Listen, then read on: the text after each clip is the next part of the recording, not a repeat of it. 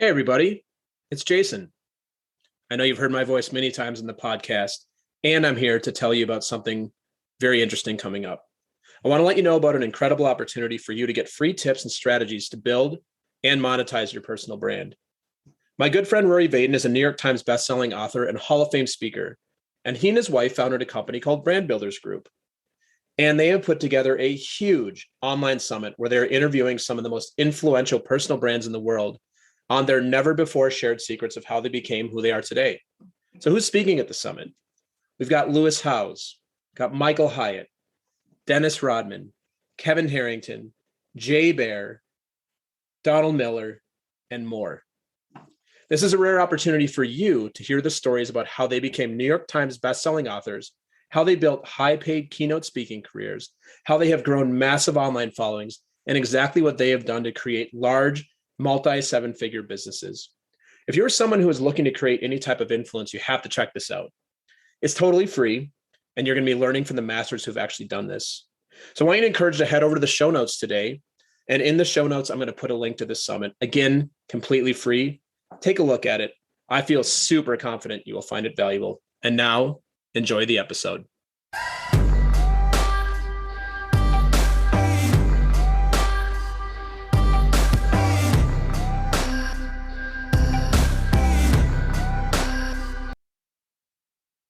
My guest on the show today is Scott Marshall.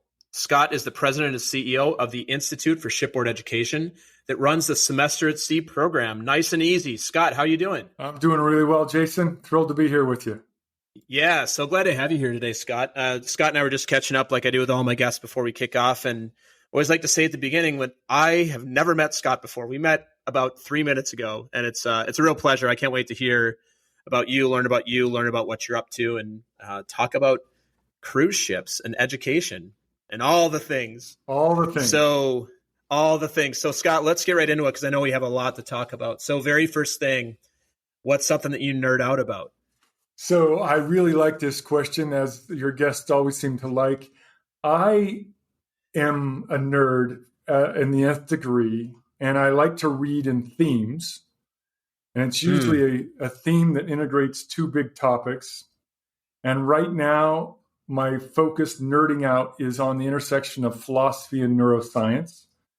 Mm-hmm. I am not an expert in either by any stretch of anyone's imagination, but I had read years ago some of the recent research on neuroscience and decided I had to come back to it, really looking at more philosophical and spiritual lenses that have been around for centuries and combine that with current understanding around neuroscience. So that's what I'm nerding out about now. What would be like a real life example you could share, like where those intersect, or maybe a thought process, maybe something in current events? Like, love to hear a little bit more about what that would look like in practicality. Absolutely. Well, gosh, you can pick so many examples when we think about social media, when we think about political divisions, when we think about people's interpretation of religion and spirituality. And as we all know, religion and philosophy have very deep roots in humanity. Neuroscience, as we understand it, has advanced tremendously in the past 20 to 30 years. And what we now really understand about the brain chemistry is we generally think fast and incorrectly. That's our immediate reaction. And our management of that is deliberate and energy-sucking. Social media is a great illustration of where people think quickly and irrationally. And yet, if you go deep into philosophy, Stoicism, Buddhism, they talk a lot about if we think first about how we're going to be present in the world and understand the other, we might actually engage the prefrontal cortex that we understand better now and think through what the context is that other person is operating in. So again, I am not an expert in this field, but if you start to bring together all of the philosophy and our understanding of neuroscience, it can deepen our sense of what are the challenges we face today in communication and politics, in the understanding and embrace of all religion, all spirituality, and And so that's what lens I'm bringing to it. Yeah, it's really interesting. A friend of mine and a future podcast guest, I haven't had him on yet, Eugene, he talks a lot about executive function versus survival function in the brain. This is right. This is in line with that, right? It's exactly in line with it. You got it. Yeah. It's like and I think he said he says that 75% of the time we're just using our survival brain because that's the thing that's easier for us. It's like evolutionary. It's the thing that keeps us alive. It keeps us safe. And, but all of the best creativity, all the best like business thinking, personnel, like relationships, all that, it's really your executive function. So the idea is how do you, and his thing is you need to slow down is what it comes down to. Yeah. A great book is Daniel Kahneman's book. It's called Thinking, Fast and Slow. And this, he's done tremendous research. His former colleague who passed away, Tversky, they did tons of research and radically shifted the field of psychology through this research. And that's exactly what his premise is. Cool. I have a little performance anxiety now, like you're going to be analyzing me the rest of the episode. We're all thinking too fast in podcasts. It's okay. Exactly. We're all getting questions peppered at us on both sides and everything. That's cool, Scott. I'm sure we'll weave this in through the rest of the conversation. Yeah. And this kind of leads me to the next question, which is perfect. Talking about comfort zones, which is specifically a brain-based thing. So for you, Scott, what's something that's right inside of your comfort zone that's likely or is definitely outside of somebody else's comfort zone?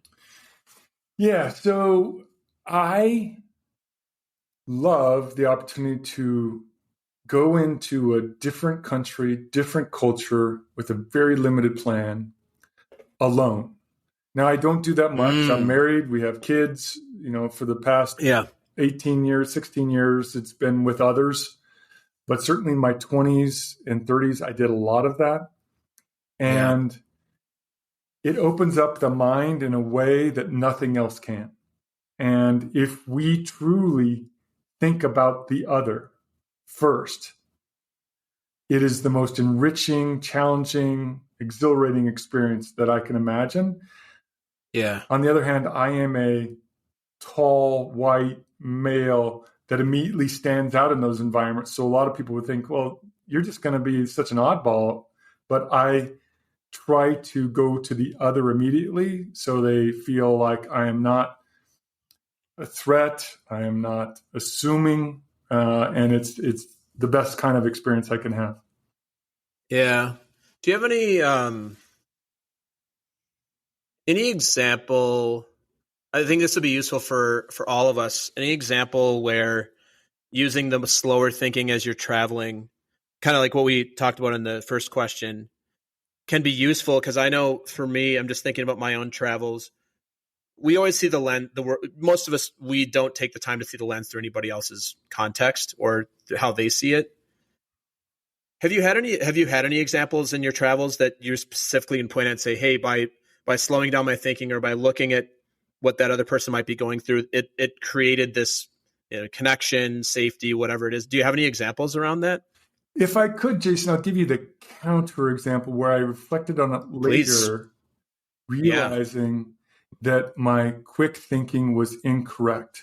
And that as I reflected on it, I thought about the circumstance much differently. So in my late 20s, I was working and traveling a lot. One of the trips was to Lima, Peru.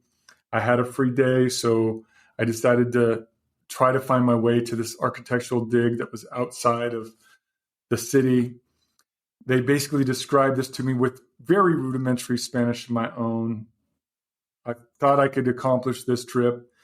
And those mini buses, they're called combis, and they're all painted and they're private enterprise. So with my limited Spanish, I figure I can take these combis and find my way. I get on one, I know I'm headed in the right direction, but then I have to switch 3 times. And between the second and third transition, I clearly had made a mistake. And so I had to be on foot, and I'm way outside the city. I start walking, and sure enough, I have to walk through what is a very poor area. Adobe walls, no roofs, just single water tap in the village. And my instinct was fear. Right? Mm-hmm. My thinking fast was, how do I move my way through this quickly, inconspicuously, and find my way to safety? And I did. It wasn't a problem. But on reflection, what I realized is these people are just living their life. They're just doing their daily work to survive. They don't care about me. They really didn't. Yeah. And if I'd used my more rational brain and thought about context of the other, I think I would have taken that stroll through that area much differently, with a lower heart rate, with a bit more patience, right? With the same result, but I would have appreciated it more. And that, in my late 20s, that was just a great reflection for me to have once I'd reached the dig and I was reflecting, okay, how am I going to get back? I was like, they don't even care. They're just doing what they need to do to get by every day. Yeah. That's a good story. It's a good reminder that, I mean, that applies everywhere. Most people aren't paying attention to what we do 99% of the time. Exactly. Yeah. Yeah. Even though, I think it's one of the great human fallacies that we're always so consumed by what everybody else thinks of us, but most people are not thinking about us at all. Exactly. That's so true. Yeah. So for anybody in the audience who's listening, who's maybe younger, this is a good lesson you learn. You learn more and more as you get older and you have kids and such. Like we'll talk about, I have kids as well. I'm probably not as tall as you, but I'm a white man and I do have kids as well. And just like, I hope my kids learn, like, people aren't really paying attention. They are, but they're not. And they might judge you. And even if they do, it doesn't really matter. There you go. So Scott, what about on the other side of that coin? So what's something that is just not in your comfort zone that might be inside of somebody else's? Well, for sure, people who are younger than me are much more comfortable with social media than I am. Okay. I'm active in one, and that's LinkedIn. And I'm not even really comfortable there anymore because the nature of what gets posted there and the comments are much different than what I want to participate in. Yeah. I have an Instagram account. I used to post. I don't anymore. But I am able to see what some family and friends do. So I wouldn't say I'm inept at it, but I just don't post. Yeah. I have a Facebook page that's been around a long time, but I've never actively used it. And I don't have TikTok or Snapchat or any of that.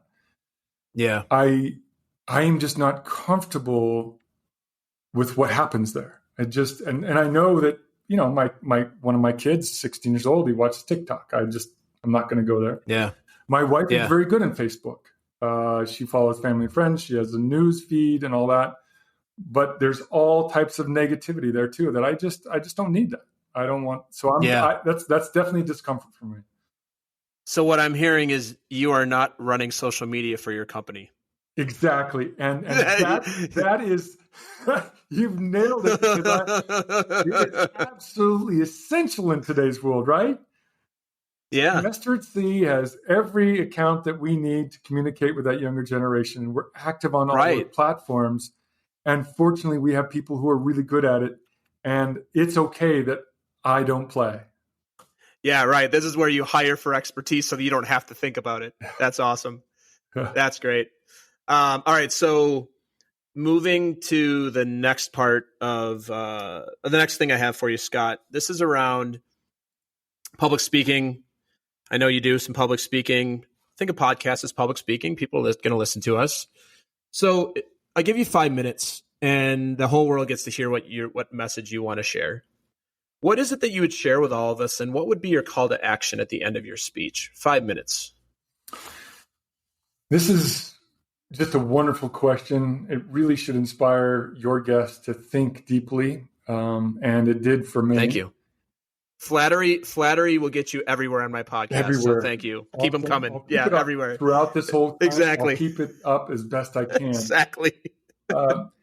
Here's the subtitle. I don't have a title yet. I have the subtitle for it. Yeah. The subtitle is The Absence of Opposites. Ooh, that's a great TED Talk title or subtitle because it's intriguing and you don't know exactly what it means, which is a perfect title. Yeah. So maybe you can help me over this hour to come up with the title, but here's the core. Yeah. So you do leadership coaching. You know, one of the core traits that people as leaders need to build is listening, right? They need to become good listeners, sincere listeners, deep listeners. At the same time, they need to develop clear, purpose-driven, articulate voice. How do they express themselves? I have to be the voice for our organization, to our staff, to our board, to our alumni in multiple venues. I have to be willing to do that.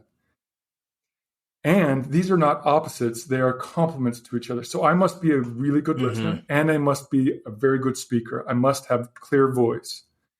And some books and some consultants and some things I've read, they really talk about listening and they don't talk about voice.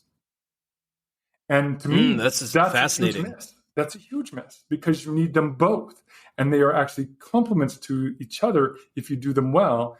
And they are destructive to each other if you do either poor. And so that's like the absence of opposites. These are not opposites. They're actually complements. One more example just to illustrate this. Please. Organization and individuals as priorities of a leader. Someone assumes a role of CEO or vice president, they may say, oh, now I have responsibility for this department or this organization. That's my responsibility, right? Their responsibility is also at the same time, every day, for each individual. You can never lose sight of each individual, and each individual is unique, right? You work with people, you do strengths, you look at them. Each one is different, and we have to understand that to lift them up and empower them, make them the best they can be. So these are not opposites. They're not even in tension with each other. They're complements to each other.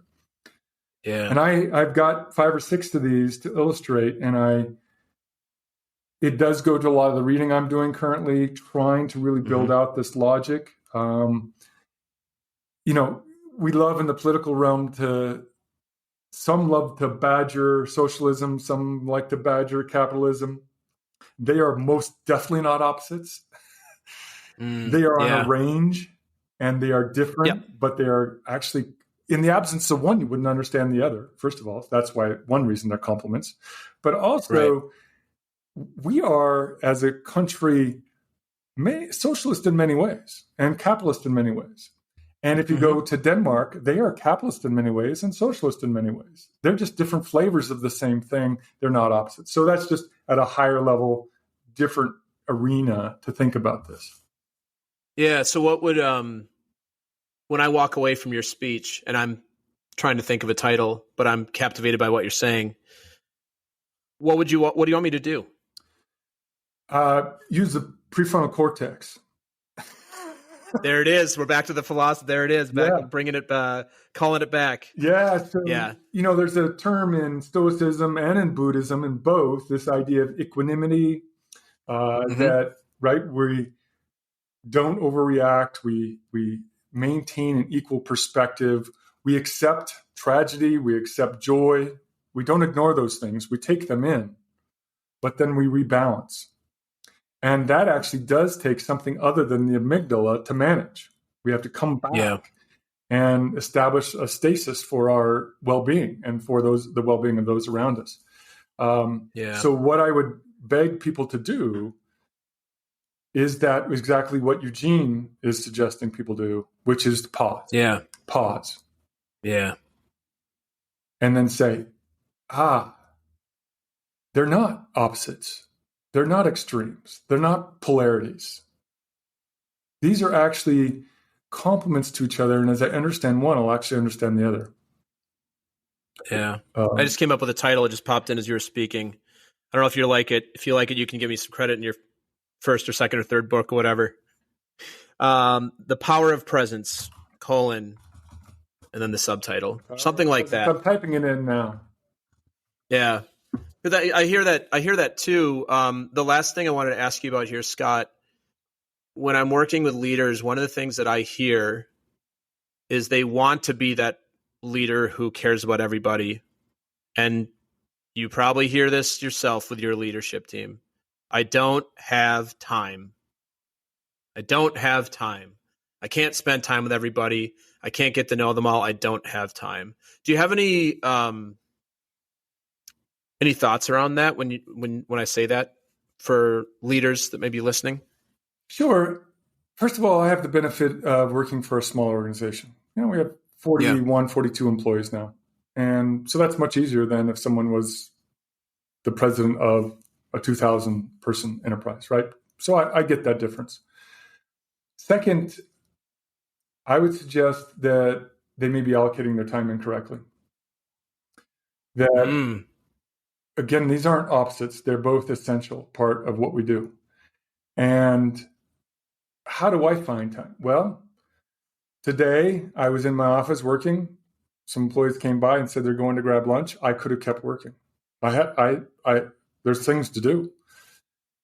But instead, I went with them and spent an hour at lunch with 5 employees. Yeah. And that was actually easy to do. I mean, I brought my lunch. It was sitting in the fridge. I was working away on some things. But I still said yes and spent that hour with them. Yeah. And even just walking around the office, like, believe me, anybody can find 20 minutes in their day. They can. Yeah. Walk around. And say no to that meeting you don't need to be on. How about that? What's that?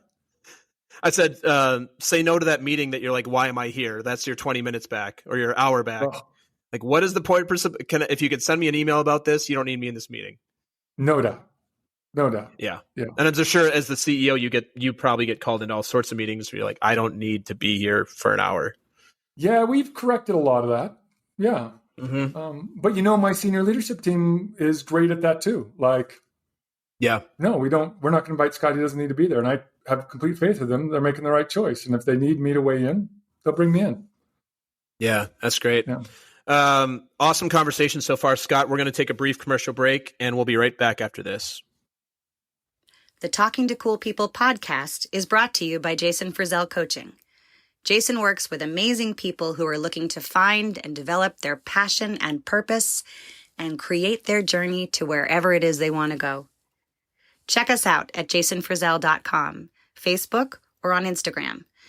Jason loves hearing from anyone who thinks it would be cool to connect, to be coached, or to be a guest on our show. Email him at podcast@jasonfrizzell.com or DM him on Facebook and Instagram. And now, back to some more amazing conversation on Talking to Cool People. All right, Scott, we're back. So this is my lovely, super-ended open question, and I have a feeling you love it. Some of my guests don't like this question because it's very open-ended, but from getting to know you and what you shared about philosophy and all these things, I have a feeling you love this question. So what do you want us to know about you? So in my strengths, I did the Gallup strengths a few years ago. And if you look at it, you'll say, wow, that guy's analytical. He's strategic. In the relationship area, there's like nothing in the top 5, right? And so that's interesting to observe.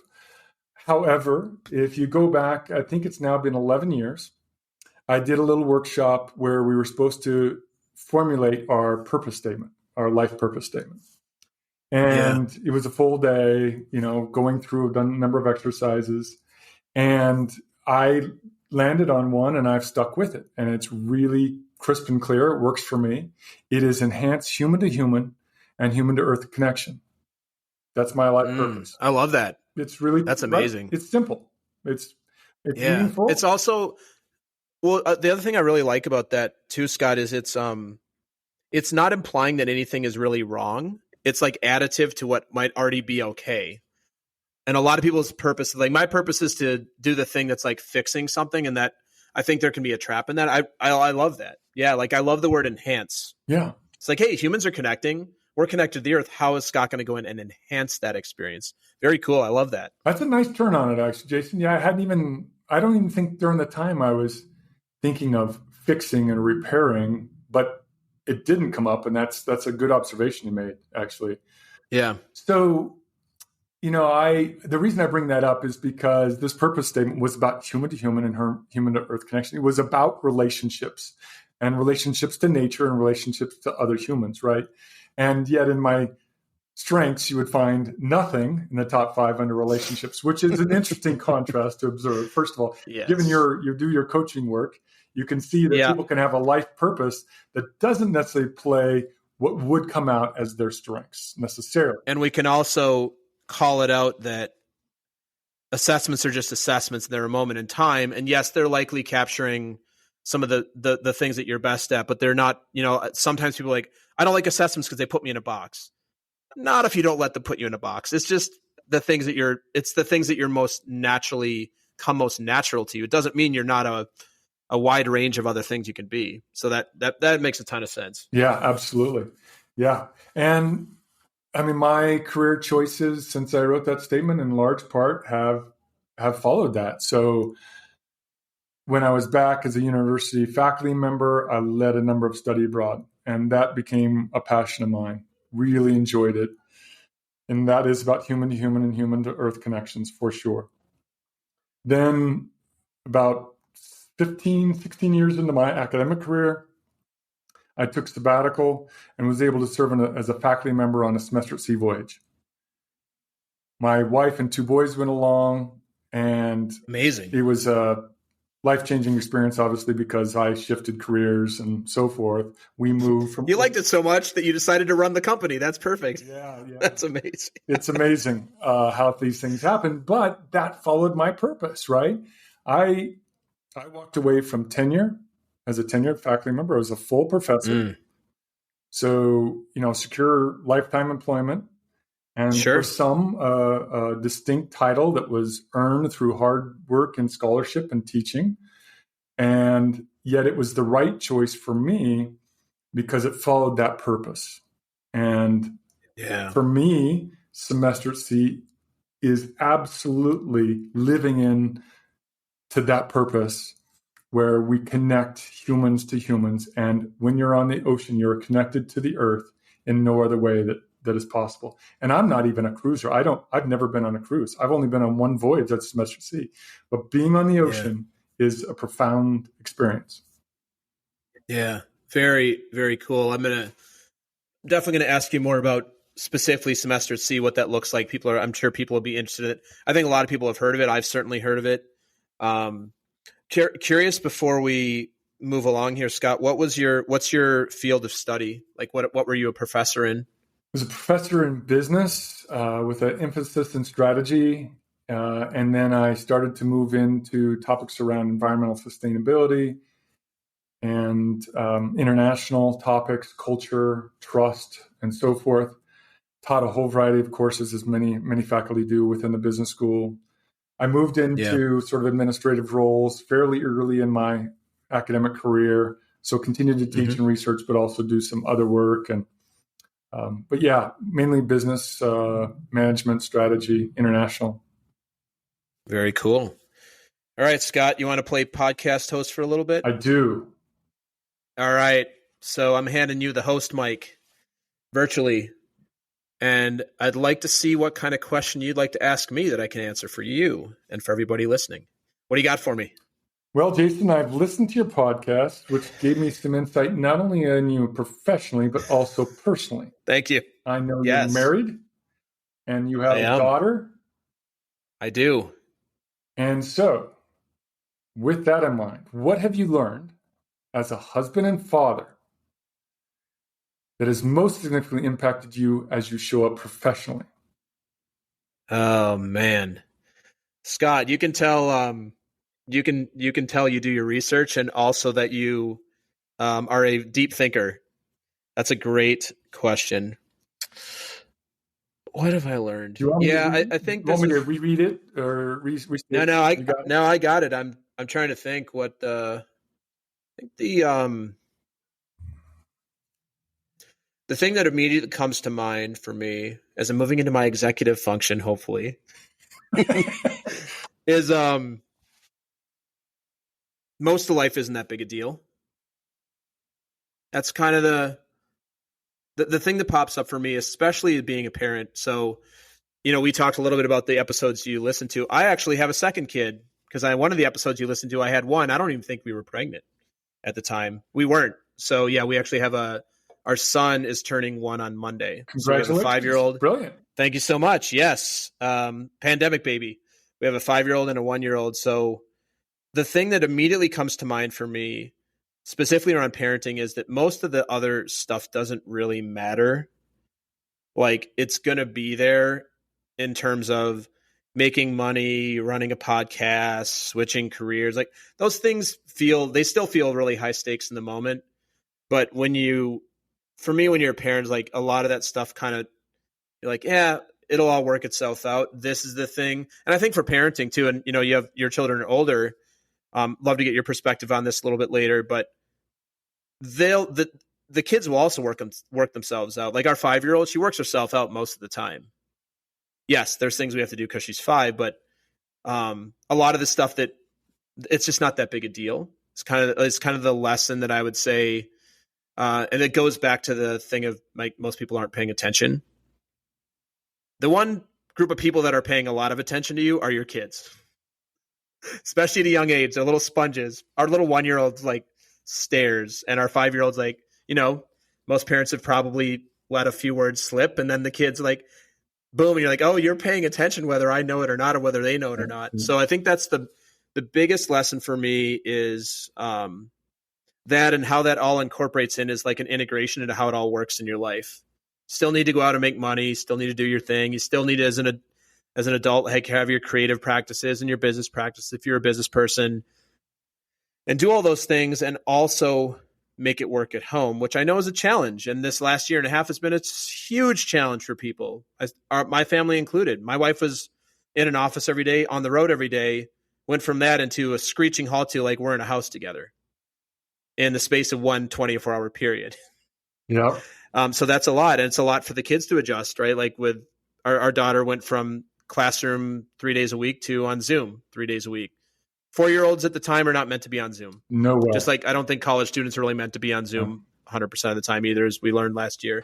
So I think that's the first thing. I think so that's perspective, right? That's like perspective. It's all about perspective. Yeah. It's all about perspective. And I think moving it out a little bit further into more of the marriage arena it's all about, you don't have to agree with everything as long as you have a common ground. And this goes back to what you were talking about. Like, the common ground is what makes or breaks a marriage. I think it make or breaks relationships and businesses, just in life. And we're never going to agree on everything. If you and your wife agree on everything, you should write a book on that and make a lot of money, because two people are never going to agree on everything. But how do you find common ground? And I think it goes back to what you said about. I just agree with everything she says. That's all. Well, that's kind of that's the pro tip as husbands listening, is just agree with everything she says, but then you're left like, dude, like this sucks. Or either that, or you're just like, it's just easier. Kidding, of course. I'm with you. I'm with you. So yeah, I think that the two things I would say is a lot of the things that feel high stakes, especially when you're younger, just aren't that big a deal. And the second thing is that finding common ground, I believe, is really the key to success. I like it. That's what I got for you. Yeah, that's what I got for you. A little philosophy, a little, little anecdote there. Yeah. I like it. Thanks for the beautiful question, Scott. I really appreciate that. I don't know if I want to, I didn't think I need to snatch this mic back though, because I feel like you got a whole bunch of deep philosophical question you can get me that you're going to stump me at some point. I don't think so. I'm not sure. You're a veteran at this. Okay. I'm not sure you can be stumped. Yeah. Oh, I could definitely be stumped, but we won't test that here today. Maybe next time I have you on. So Scott, what are you passionate about that we haven't talked about yet? So there's a number of things. Just personally, there's no doubt I'm passionate about my family. That's always core, and it helps me at work because I can easily and automatically tell anybody families first. Anybody who works for an organization, they got something going on, I just tell them family first. You need to step away for the day or the afternoon or a week. That's first. So that is a passion of mine. I love the outdoors, and moving to Colorado, we have some friends here. We've done a number of 14ers. So these are the peaks in Colorado that are above 14,000 feet. And so far I've done 9. And next year we've committed to doing this. I'm 54 years old, so I'll be 55 at the time. We've committed to doing a 28-mile 4-day loop in the Rocky Mountains. And for me, with a body that's been broken a few times, this is a great challenge. And third, I am truly passionate about what I said is my purpose. And for that reason, I'm passionate about semester at sea. I'm passionate about study abroad. I'm passionate about immersive international travel. I think we need more people on that side of the ledger because this world needs that kind of compassion and understanding. I'd like to go in and talk a little bit more specifically about semester at sea, if you'd be open to it. Absolutely. Let's do it. I know what it is. I think it's, I've heard of it. Unfortunately didn't get a chance to experience it, but I'd love if you would share with us a little bit more, like, what is semester at sea? What's the structure? Who is it for? What's the value? And anything else you want to share with us at this point about it. I think everybody listening would really enjoy hearing more about it. Absolutely. So I'll give you just a brief history. It was founded actually in 1963, so it's been around for quite some time. Oh, okay. We're coming up on voyage 119. We had to cancel 3 voyages in a row for the obvious reason, but we're ready to go in this spring. Very excited. We have over 70,000 alumni.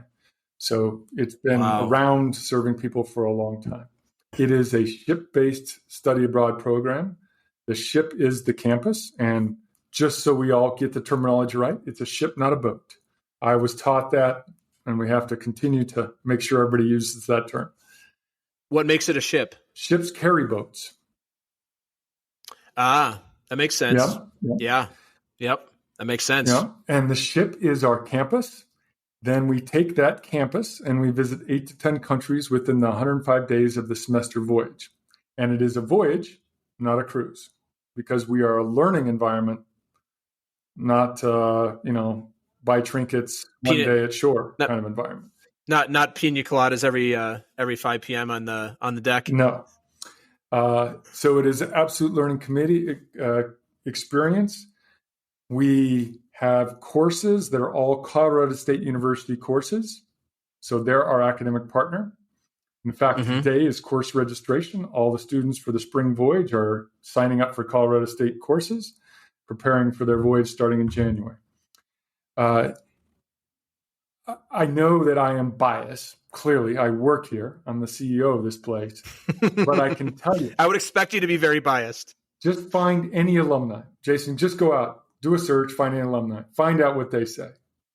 I guarantee you 99% of the time, if not 100% of the time, they will say to you, that was the best experience of my life. Wow, that's amazing. Best experience of the life. That's so cool. I'd love to tell you, actually our net promoter score is only like 50. We have a lot of work to do to bring that up. Our net promoter score consistently is high 80s. They just come off this experience like, whoa, that was awesome. I mean, going around to 8 to 10 countries on a ship for 105 days, that sounds pretty awesome. Yeah, and it is. It is. That's not. I'm pretty firmly convinced there are people that have gotten married from this experience, friends for life, because you're on a ship together. Yeah, that's actually that's super cool. Yeah. You brought up one thing that I'll emphasize, Jason, is when we do the sales pitch, it's about the ship-based campus, but 8 to 10 countries. People are like, oh, I want to go to those countries. That'd be so cool. But half the time's on the ship, half the time's in those countries. And to a person, the most powerful part of that experience is on the ship, that closed community. Yeah. And for any parent who's concerned about their college student going, I can tell you that ship is the safest campus anywhere. Right. It is. Right. That makes a ton of sense. I can imagine. There's no, it's a pretty controlled environment, I would imagine. You bet. Maritime rules are very strict. Sanitation, safety, drinking, all that is highly regulated, highly overseen. Yeah. where do you depart from? So our fall voyages always depart from a European port. Okay. And the spring voyages always end in a European port because we have a partner that uses the ship in the summer. So we got it. And that partner is in Germany. So we always do that. For this spring, we have mostly a European-centric voyage, but usually, and beginning next fall of 22, our voyage will actually go through the Suez and go on to Asia and end in Tokyo. And then the spring voyage, spring of 23, it'll start in Tokyo and find its way through the Suez and return to Europe. Oh, okay. Last question, I think, although I'm notorious for thinking I have a last question, then I come up with 5 more. This is for college credit. So this is something that a student can choose to do as part of their experience. You got it. But you don't have to be do you have to be a Colorado State student? No, we get students. So how does that work? Yeah, we get students from all of the U.S. and even abroad. So those credits, Colorado State University credits, just transfer. They get transcripted and transferred to the person's home institution. And got it. I think it's worth saying that we actually get gap year students. Okay, makes sense. And they would come in as a cohort, take 9 credits rather than the 12. We, really surround them, make sure that they're comfortable because they're younger. We also have post-grad students, some students who just weren't able to do it during their 4-year, 5-year program. And we also have, for you and your family, Jason, we have the Lifelong Learner Program. And these are I like this. Your adults, minimum 30 years old, who can go for a segment, a month segment, or the whole voyage. Yeah. And they join just part of this multi-generational learning environment. So that lifelong learning super cool. Is super cool too. And it's the same courses though. So I'm in a marketing class with college students. Yeah, you would audit, right? You wouldn't. I would audit. Yeah. But you could sit in an audit course. That's right. Yeah. Do you have any advice on how to propose this to a wife with 2 young kids at home? Say, hey, I think I might go do a semester at sea in 105 days. Do you have any way to support people who are interested in that model? Yes, I have advice. Don't do it. Wait. Yes. Wait till they're a little older. Yes. Yeah. You're like, we're not here to get people divorced. Your son is 1, so wait till he's 8, and your daughter is 5. So yeah. Okay. Yeah, 7 years. She'll be 12. Okay. Yeah, 12 and 8. Perfect. Cool. We'll be there. Yeah. We'll be there. That sounds amazing.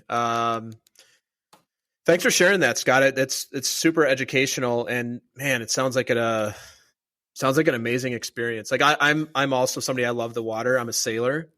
Yeah. So I'm more of a sail guy, but sailing for 105 days sounds like a lot. I mean, it would be fun, but man, this just sounds like an incredible experience. And what a cool way to not study in one area, and get the experience of 8 to 10 different ports or cities, or like you said, going to Asia, as opposed to like, hey, I'm going. My wife studied in Bath, in England for her study abroad. She went to Ohio State, and so she did study abroad, but she went to England and was there for a semester. Yeah. I didn't do any study abroad in college because I was too busy thinking I had to work. Going back to like, not that big a deal. Lesson learned. Exactly. So I didn't even get a chance to do anything. So very cool, Scott. I love that. Okay. So I'm really interested to hear the answer to this. So what's the thing that you're most proud of? I got to pick one, huh? I'll give you 2. Okay. The rules of the podcast. I make the rules here, so you can have multiple. Okay. I'm proud of how this is the personal one, and then I'll go professional. That's why I asked your permission to do 2. Permission granted. Awesome. I'm proud of how our family managed through the pandemic. Personally proud of how my wife and sons and I got through that when they, like everybody else, returned home for school, and how we adapted and supported each other and found ways to find our own space. And now my kid's older than yours, as you mentioned. So in some ways a bit easier because we didn't have to be there while they're on Zoom. But I'm just proud that we got stronger. through it. And I'm just personally proud of how we managed that. Professionally, and very similarly, I'm really proud of how our board and our staff and our senior leadership has shown up through a time period that basically hit head on every aspect of what we do. Oh, absolutely. Higher ed, study abroad, cruise. Yeah. Yeah. And I became president and CEO of January 20. So that's just perspective setting, right? And that's fun. Yeah. I was the vice president. Because you were, because whatever they call it, no sale, like hit in February, didn't it? So we had a voyage underway in which we halted in March in Cape Town. It was planned to end in late April in Germany. And there's a whole story there. I won't go into the details. But the great outcome is that every voyager got home with no COVID. That's amazing. You recall the media spotlighting cruise companies. Oh, absolutely. But they forgot to talk about Semester C, which got 600 passengers, 180 crew home with no cases. They didn't pick up on that story. Yeah, well, because that's not news. That's too much good news for the media. Yeah. It's much more fun to pick on companies when they make a. It's just not news. Yeah. That's amazing, Scott. Like that's quite a feat. Yeah, and so now as I reflect on that experience, but also this last year and a half, all that we've tried to do that didn't work, what we learned, what we've put in place, what I told my senior leadership team in June of 20 is we are going to lean into this.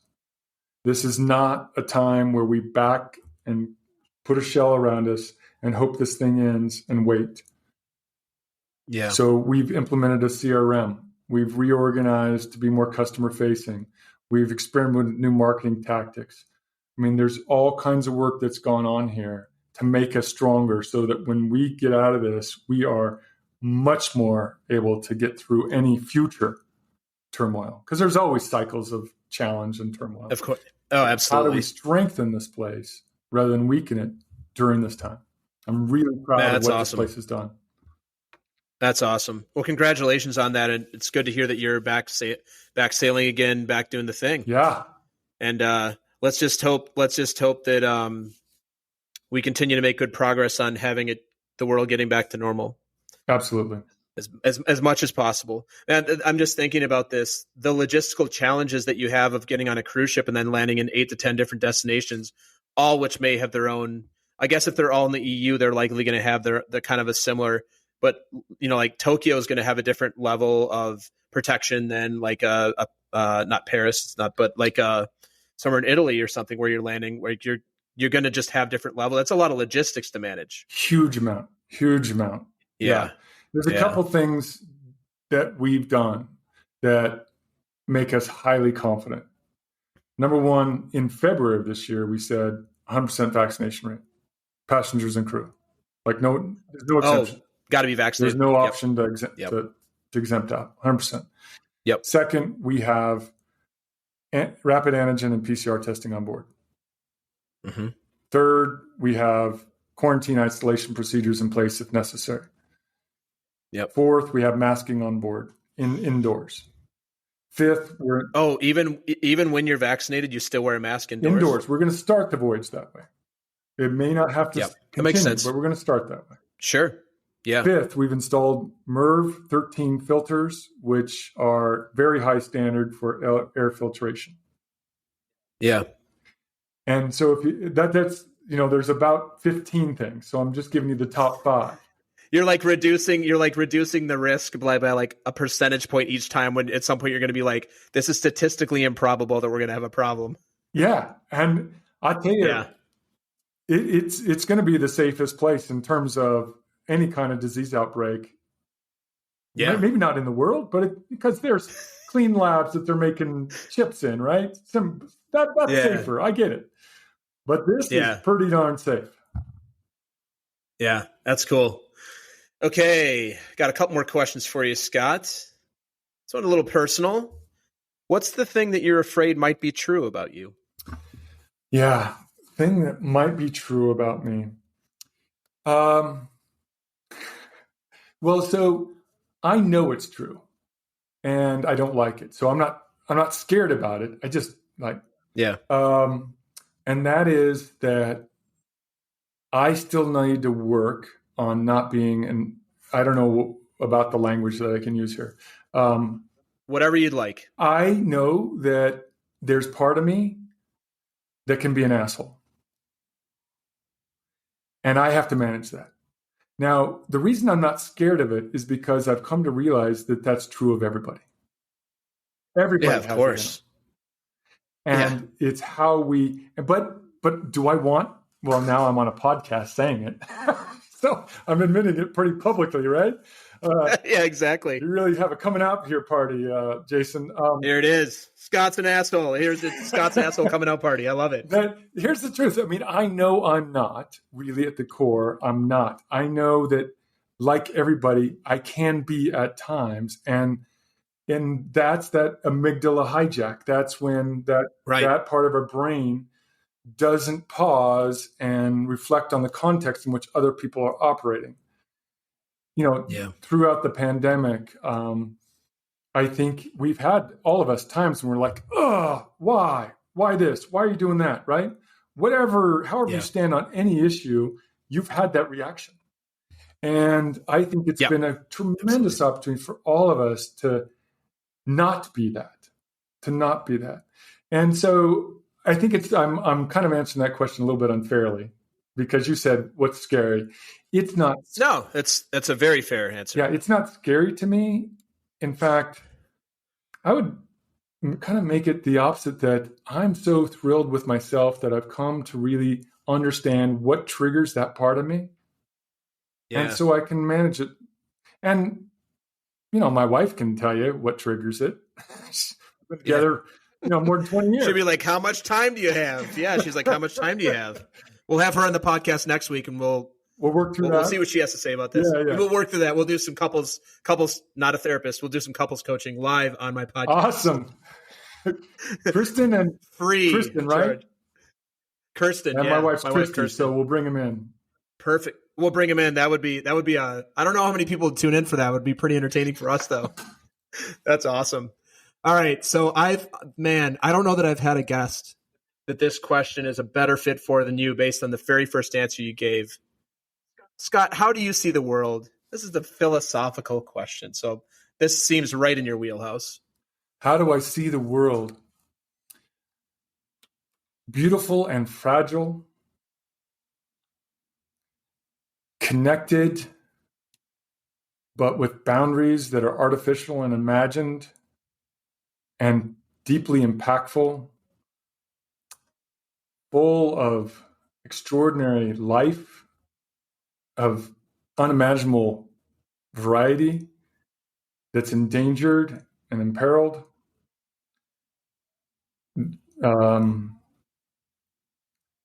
Ready to be explored and understood, that we should all make part of us again, because it always has been, but we've tried to cut it off as human species to control it. Yeah. And it's not controllable. And that's a fundamental flaw in what we've been doing. I love the world. I just, but I'm concerned for it. Yeah. Thanks, Scott. Where can we connect to learn more about Semester at Sea? You, where can we follow you on social, see you on TikTok, Snapchat? Like people, anybody listening, the audience, hey, let the Semester at Sea thing sounds awesome. What's the next step? Yeah, so Google it. Semester that's at probably the Sea, easiest thing. All one, Semester at Sea. Facebook, website, TikTok, YouTube, the whole gamut that I don't understand. It's all there. Yeah. Right? We got it all. Semester at Sea. You just put that into any of those amazing channels and you'll find us.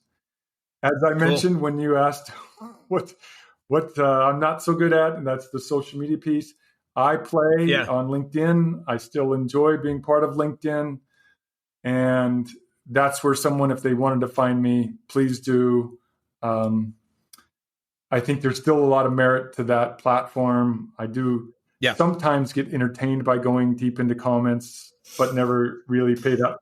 It can be quite entertaining. And what else is, you and I can have a good conversation with this. I'm a fan of LinkedIn for connecting with good people and keep seeing what people are up to. Two things that entertain me about LinkedIn. One, every now and again, there's a post that goes viral that's about how LinkedIn is not for personal, but it just ends up being personal. And there's this argument about whether you can use it for personal. The second thing that I love is when people create these specific types of posts and they do it in a format in a very specific way, and they're trying to generate engagement. And it's just so blatantly obvious they're just trying to generate engagement and provide no value. And I'm just like, who does this work for? Like, who's actually entertained or interested in this content? I don't know if you ever see anything like that. Of course. And it's like clickbait. Yeah. I have used it to post reflections on this last year and a half. Mm-hmm. For those who maybe want to be more intellectual about it. And that's cool, well knowing that that's not going to generate 1 million views. It's just not. And that's okay. But that's also not your premise is just to have your voice. You're a thought leader in the space that you're in. You're a thought leader. Like Semester C's a thought leader in higher education and something eco-friendly. Like there's a lot of thought leadership there. Yeah, but you're not looking to like build a celebrity following on LinkedIn. You're looking to share your thoughts as somebody who has an elevated purview of like you said, of multiple verticals and areas that you have an expertise in. Yeah. And you see trends. I'm sure you see a lot of trends. Yeah, no, it's been good. Cool. All right, Scott. So last thing, leave us with some words of wisdom. Make them short and sweet. So for this what do you got for us? I'm going to be lazy. I'm sorry, Jason. I'm going to be lazy. And I'm going to... Nope, no laziness allowed. Well, okay, lazy. I'm going to give you someone else's words. But I think you'll know why, given what else we've talked about. Mm-hmm. It's by Pico Iyer. And the quote is this: many of us travel not in search of answers, but of better questions. Many of us travel not in search of answers, but in search of better questions.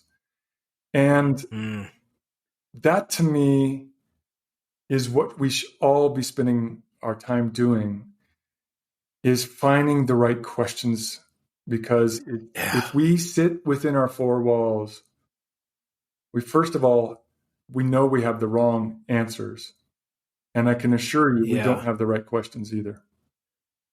I love that so much. This is something that, going back to your question for me, not really related so much to being married, but as through working through coach training, working with clients, but not to put credit on myself, but this is just more a self-development thing too, is like, what's the question I'm not asking? Yeah, that's it. And I think a lot of times, this is my opinion, I think a lot of us like to ask the question that we know the answer to so that we can be right. Because our ego loves to be right. I know mine does. I love to be right. Who doesn't? Most people I know love to be right. And like, what's the question? What's the thing that we're not asking? I think that's such a valuable question for leaders, for business. It's really valuable. What's the question we're not asking? What's the thing that's not being addressed or that's not being asked? And take a minute to get that thing. And I think this goes back to what you're saying about philosophy and the way the mind works. A lot of the questions, and I'm just speaking purely for me, come from my survival part of my brain so that I can survive, literally. What do I need to do today? How do I make my next dollar? What's the next thing in my business? Those are all things of survival versus like, to you, I go to your purpose of like, that's an executive function question, is what is my purpose that I'm actually here for? So Scott, I want to thank you for being on. I want to thank you for the good work you're doing with Semester at Sea, making a difference for the students, making a difference for the parents of the students.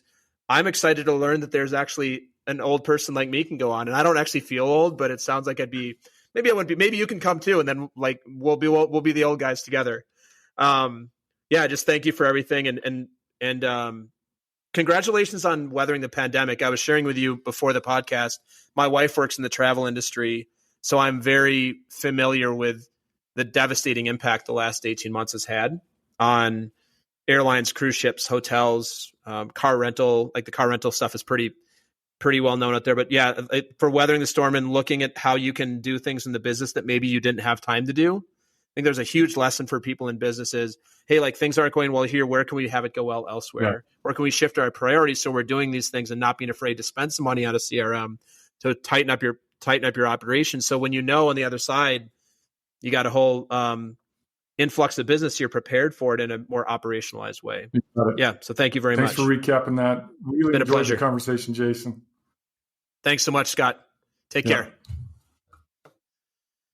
Thanks for listening to another episode of Talking to Cool People with Jason Frizzell. If you enjoyed today's episode, please tell your friends. Follow us on Instagram and Facebook and give us a shout out or take a moment to leave a review on iTunes.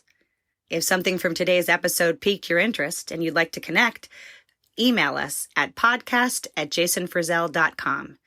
We love hearing from our listeners because you're cool people too.